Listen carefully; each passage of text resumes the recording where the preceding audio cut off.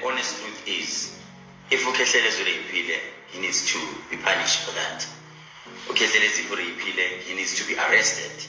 And let me tell you one thing. In South Africa, umthetho fair to everyone. Umthetho fair to abantu besifazane, fair to amadoda. So if there is such allegations, I'm a detective and even higher ones, they need to do a proper investigation whereby balance of probabilities needs to apply. It needs to apply on my side, it needs to apply aside the legacies. So maybe to brief you, inking as who engiyenza isn't figure to that stage. It's about you. Who is who? I'll blame you. Okay, so ngizile podcast yakho. I think last month, MK and stuff.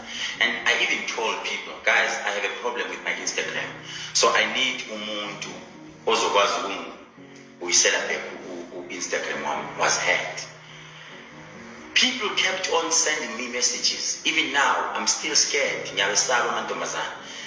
honest truth is, from Cape Town. What is on say? I was excited and wow. Because with those are professional people. Right? Nondomazana chat on WhatsApp. And I'm sorry, I know my wife won't get there watching now. But luckily I ended up telling them the truth because it will always come with the truth. What is the truth? The truth is standanile no sis. Siphine standana ngiso ngumjida. Umjida you respect umsebenzi wakho angifuni kwipolitiki. I make sure with kwipolitiki when it comes to MK I don't have a girl because you push politics lapha. But lapana ngithandene no sis because sis I'm coming from a Cape Town. She's far. So whatever that you do, Makuthiwa and George indoda, respect abantu abaseduze so that they can respect you. Ngantshontsha umuntu olekude. So I understand usho kanjani ngoba uthela umuntu uze because atucela ukuthi athi yana uzokunceda. Yes. Uthi ngoba uhackiwe uzokutholela back Instagram account yakho. Yes. So usho kanjani naso uthi ngicine senithandana so uyintshontshe emaceleni. Uthena naso uthi uyabona ukuthi man ngathi lo sisi muhle. Okay. Singahlanganisa professionalism nomjolo noma kwenzakaleni. Okay, listen. Usisi uthe ngiyavolunteer mina ngizokwenzela. Was introduce kimi mina web designer. Wazisha talking high profile guy. Yabo, like we every day we are talking. No sis, we are talking. We are check unjani right. Nje we are talking. So I ended up like wow sis. Send pictures. Yabo, siyakhuluma nje. Send deep pictures. We talking. Yabo. Okay. At the night, Usisi, I had to book a flight for Usisi. Okay, Usisi.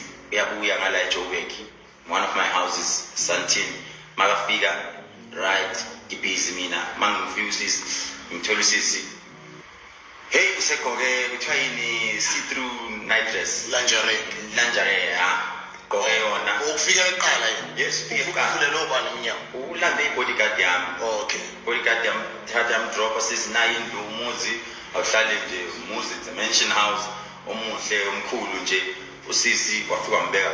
Sisi, this is the house, I can't stay here, so I'm begging up Sisi, now we are going to La Sisi should be sitting to Komako.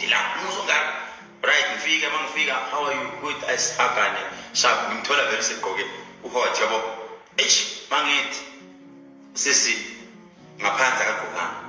Kodwa na unespeed umuntu sekangena emzini wakho ungakazi uhlangane naye empilweni yakho. Okay, Spoon, fanele uvume umuntu. That is the weakest point of a male, no matter us, yabantu besilisa. Umuntu wesifazane. Remember, I don't drink alcohol. I don't go parties. Me, ni sports sam, umuntu wesifazane. So, I believe that way. So, right, this is my figure. I am still fresh. I enjoy some weight. Fresh, but yeah, compared to my wife, now, my son is so loving Teddy's a man. You better in Zani, I was going to die out of 10. I am some nigger too. One bammy, like stood yabona isitufuzi thizi angibambe yabo kunamabele amakhulu angiphushele kusofa enyawo phansi sasuke ebhaleni azange nisaxoxa ngento zama-hacking I need to be honest ngento zama-Instagram andisaxoxi ngako konke wethu I must be honest kuwe manje angithi kumele ngitshele wena iqiniso eyangibamba kusofa mangiya kusofa ngibone namdayi la ngeke la mangiya kusofa phansi ngigqoka ishort ye-night yabo phansi yonke into yithi laba yabo mangithi ngithi nyathi ngiyafaka isidudla sila ibele lingaka baba ayi mangithi ngithi nyathi ayi akakabi ready sho ukuthi ngisheshisile uhlezi kwami nawuthi ufaka in phela obvious ushaka okay ayi manje ngingamathanga mkhulu kakhulu yabo mangithi ngiyathi drive engithi mina ngcono siye phansi ayisiye phansi ku-floors sisendlini sisonke plastic uliphethe yakho plastic akunacondom ngikhuluma iqiniso angifani ngikhuluma iqiniso mangithi sithi siphansi laphana ngithi ngiyazama lutho eyi shuthi nami kade kuhala yabo gcine ngichama emathangeni la ngizama ukufaka sukume sithi siye ebhedeni manje sithi masithi siye ebhedeni laphana eyi mangithi hayi mani lo muntu uyableeda ngithi no malishi uyableeda athi ish bengingabona gijima ebathroom manje ebathroom lapha ethi ish ngiyableeda avele enze njani afake ipads abuye ebhedeni athi no bengingaboni but I think into ezodlula nje manje ayi sure kesha ngithi mina you know what engizakwazi ukuthi silale because mina ngisebenzisa izinto zesintu so ngeke ngikwazi ukulala nomuntu obhida okay sharp athi uzoqhubeka alungise my Instagram.